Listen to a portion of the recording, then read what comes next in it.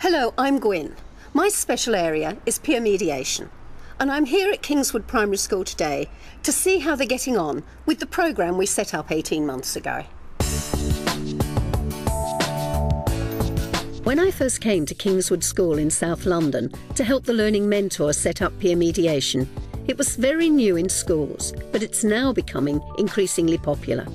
Peer mediation is a conflict resolution tool that schools can use to help pupils sort out some of their own problems by themselves.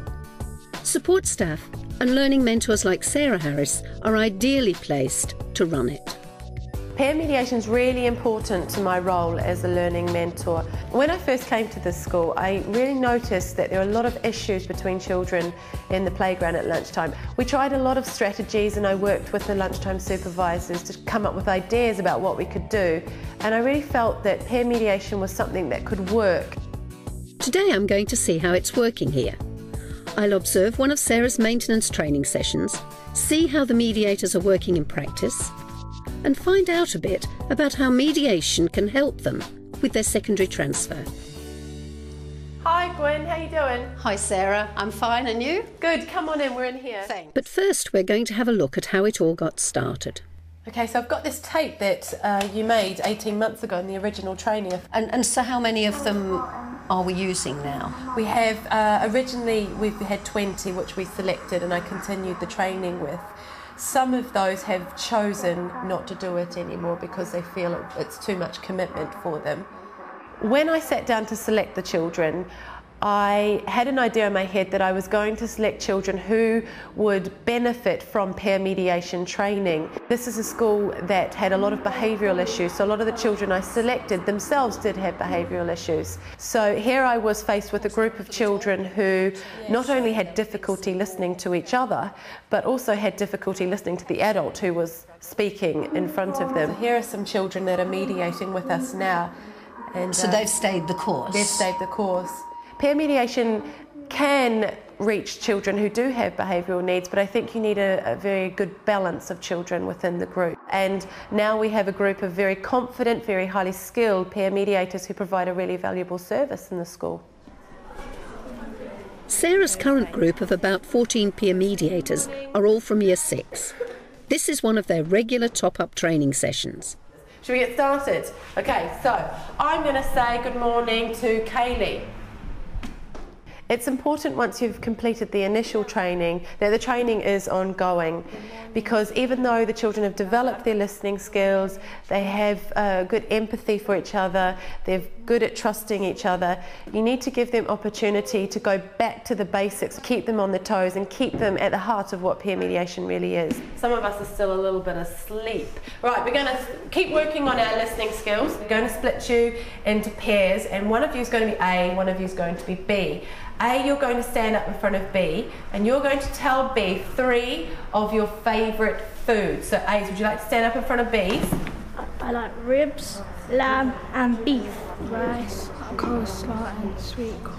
Okay, now B's, you're going to stand up in front of A's and you're going to tell them 3 of your favourite music groups. And go. Like Asha, Destiny's Child and Cray David. Anyone like to start who can remember what their partner said? Okay, Daniel. Janelle said his 3 favourite bands were D12, G-Unit and Death Row. Fantastic. Daniel said his 3 favourite... Peer mediation fills a marvellous gap in schools. Parents urge children to stand up for themselves by kicking back or calling names back. The school says, tell the teacher. What we're trying to do is develop a culture where children stand up for themselves without copying bad behaviour or without bothering a teacher. How did it feel when it was coming to your turn to remember what your partner had said? That was scary. What was scary about it? I thought I might forget what she said. Were you worried about how Sakalia might feel? You were. Okay, next activity. You're going to say a sentence, but you're going to attach a feeling with the sentence. Now, let's just chuck around some feelings. What kind of feelings do people experience? Sophie?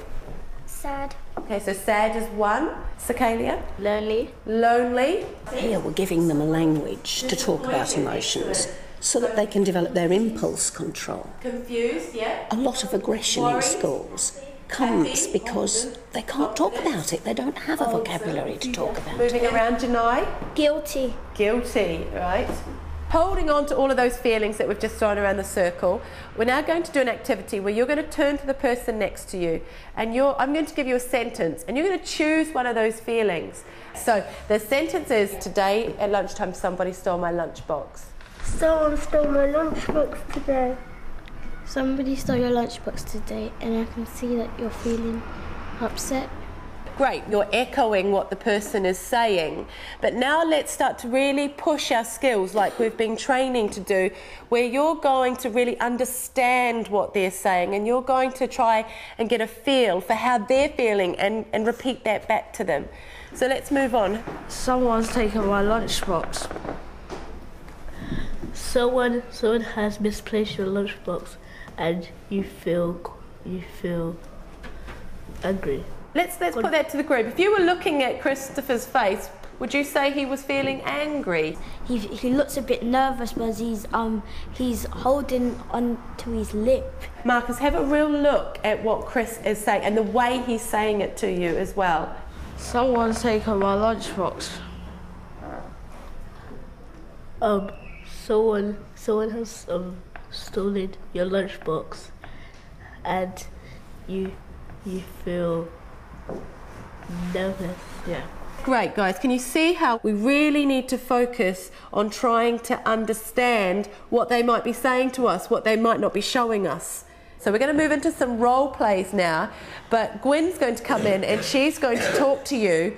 She's going to talk to you about the Sarah model and how it fits into our peer mediation practice. Okay, who can remember what the S stands for in Sarah, yeah? Shut up, own ideas and welcome. Well, Sarah's an acronym. It's really just 5 steps. It tells them they've got to stop their own ideas about things. They've got to actively listen. They've got to be able to repeat to show they've heard. And then they've got to ask the people to come up with their own solutions, making sure with the H in Sarah that no one will get into trouble with the solution that's been generated. So we help them check if it will work. Okay?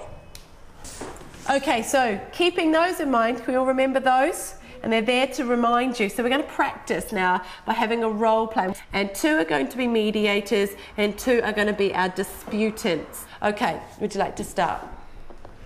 Hello and welcome to Peer Mediation. My name's Daniel, this is Kaylee. What's your name? Chanel. The training presents a set of skills to children. The first skill is gaining rapport. How do they make the person feel welcome and that they can trust them? The second thing they've got to do is show how fair they are by treating each of the 2 people with the problem equally. And then, of course, the key is listening. So what you're saying is you're a really good boy and you're always at the front of the line first, and Chanel come and pushed you and swore at you, so you told the teacher. I'm guessing you're feeling angry. Then we must go on to problem-solving skills, helping each see the problem from the other's perspective rather than their own. Do you agree with that? No, that's not fair.